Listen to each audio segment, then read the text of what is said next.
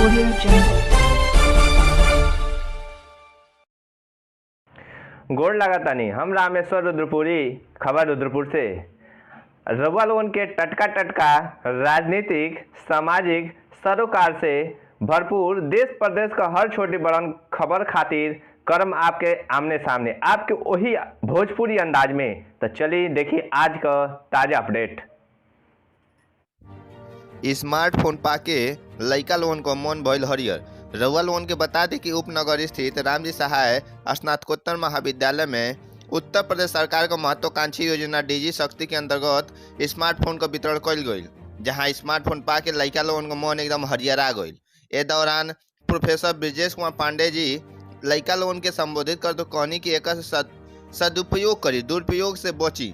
एकर तकनीकी उपकरण का उपयोग अपने तकनीकी रूप से अपडेट कैला में करी, ताकि ज्ञान का लाभ ज्यादा आप लोग के मिली और राष्ट्र के भी देम। नोडल अधिकारी संतोष कुमार यादव जी कहनी कि निश्चित रूप से सरकार को ई महत्वाकांक्षी योजना ऐसा लइका लोगन के लाभ पहुंचाई जो निम्न वर्ग से आवे ने।